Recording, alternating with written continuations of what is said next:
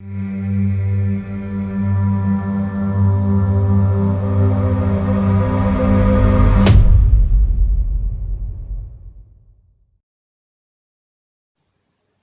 friends, welcome to the History Desk channel. Today in our video we will try to tell in detail about the Masonic organization. I recommend to watch our video till the end to find out what exactly the Masonic organization did and what it does now.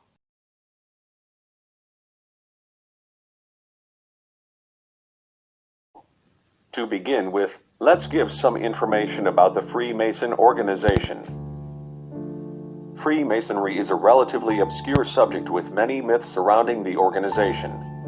The purpose of this lecture this evening will be to provide you with some insight into the past and present background of Freemasonry as a fraternal organization, highlight the main myths associated with Freemasonry as well as to shatter these myths or illusions hovering over its membership. I hope you will walk away with an increased knowledge of some important factual details about Freemasonry so that it does not strike you as such a daunting and mysterious topic. The precise origin of Freemasonry is unknown, so we only have certain theories put forward with respect to how, where, and why it started. I do not have time to explain all the theories that exist at present, but the theory I agree with is that Freemasonry, as we know it today, arose as a new type of salon society with a strong esoteric aspect. This happened when a few English middle and upper class gentlemen and intellectuals borrowed certain traditions from the medieval Guild of Stonemasons and consolidated their own societal headquarters in London in 1717.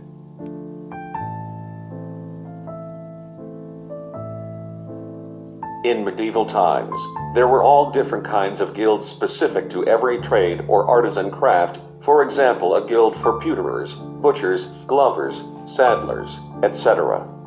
There were literally dozens of them, and they are still extant in the city of London today. In Europe, among these many guilds was of course also the Guild of Stonemasons, who were artisans responsible for the construction of complex structures like castles and cathedrals. In Masonic scholarship, the Guild of Masons trained in the actual craft Within the guild system, the skills of any one craft were transmitted through a hierarchical apprenticeship system and oral tradition. Therefore, becoming a stonemason involved both an initiation process and swearing to secrecy of the trade skills learned. In other words, just as we have passwords to access websites and swipe cards to enter buildings today, so too did the stonemasons have passwords to identify whether someone was a member of their guild and their rank, that is, whether they were an apprentice. George I started his reign in 1714, and he set a trend for frequent socializing between 1717 and 1720. It is important to note three phenomena at this point. First, relaxed social interaction amongst the nobility, gentry, and commoners. Second, inns and tea.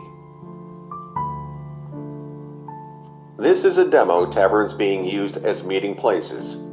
And finally, that geometry and architecture were considered particularly fashionable topics of study among the educated middle and upper class male gentry and aristocracy.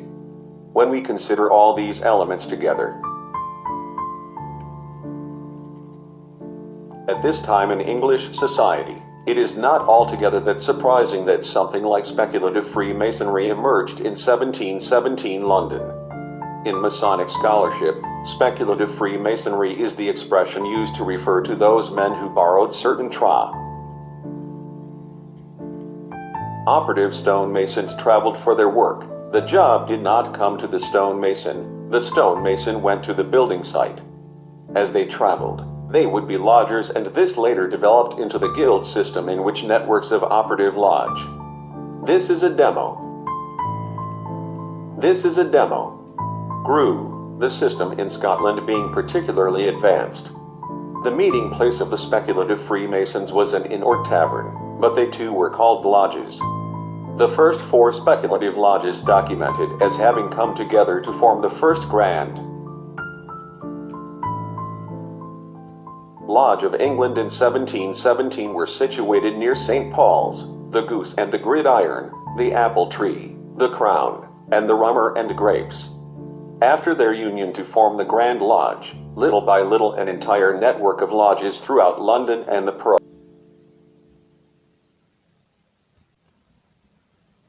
Freemasonry is not a religion because it lacks the fundamental elements of a religion. It offers no sacraments or salvation. It has no one enlightened founder and it has no sacred text of its own. However, it is a quasi-religious organization since prayer are said, an organ is usually played, and, most significantly, in order to become Freemasons within the jurisdiction of the United Grand Lodge of England, candidates must believe in a supreme being, who is referred to as the Great Architect of the Universe. The TGAOTU is, again, not a composite or a pagan god, but how each Freemason interprets God. It is a symbolic representation of the ideal one aspires of oneself following the example of the supreme being of one's personal faith, that is, it is a state of her.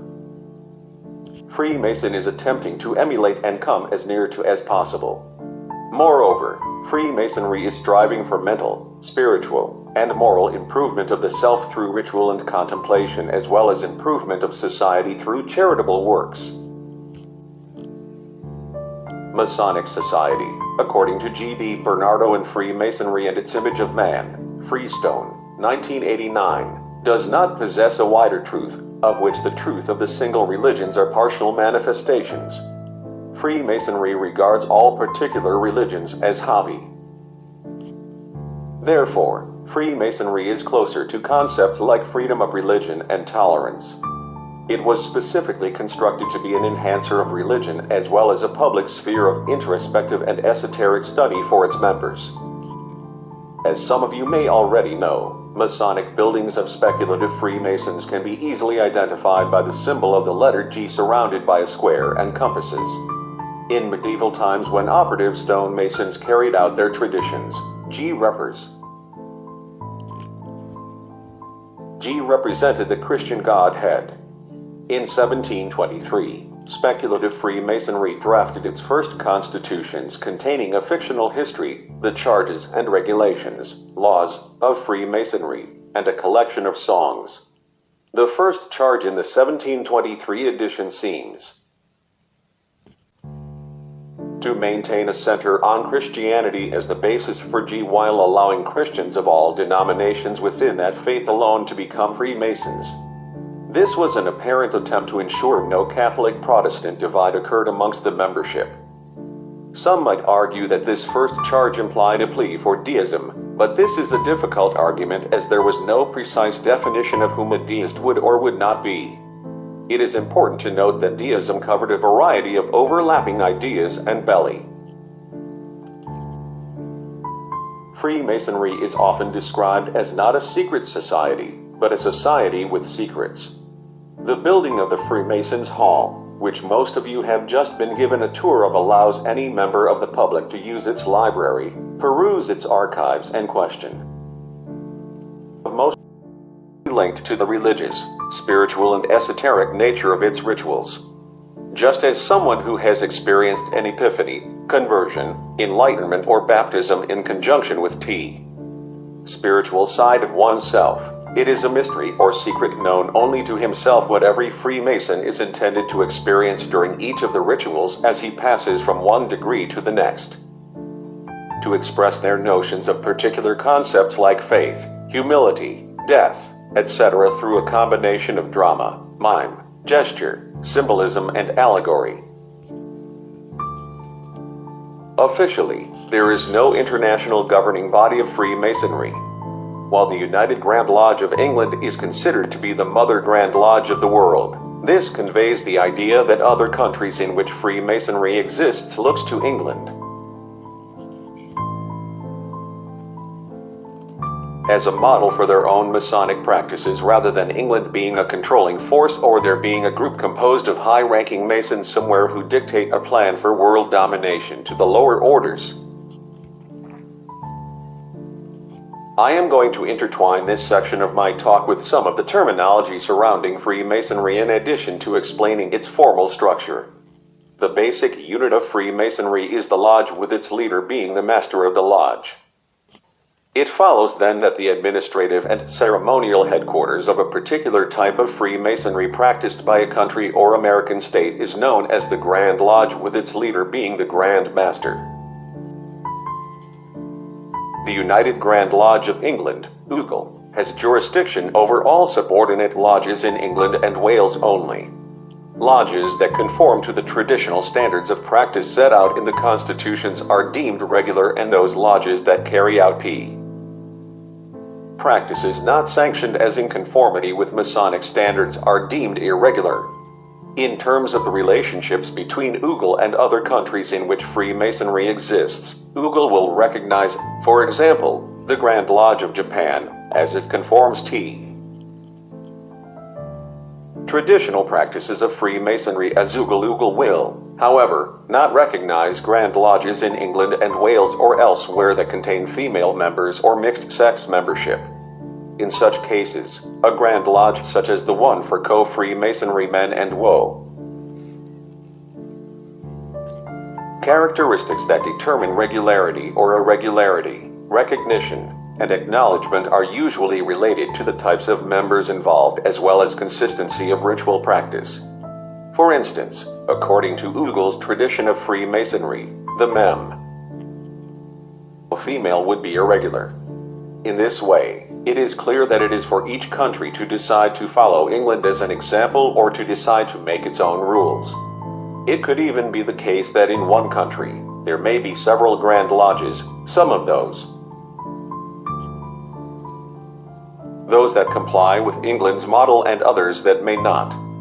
A good example of this is France, which has a few Grand Lodges that UGL does not recognize because they not only accept women but also atheists, as UGL requires the member to believe in a supreme being. Allowing an atheist to become a member would too be an irregular practice.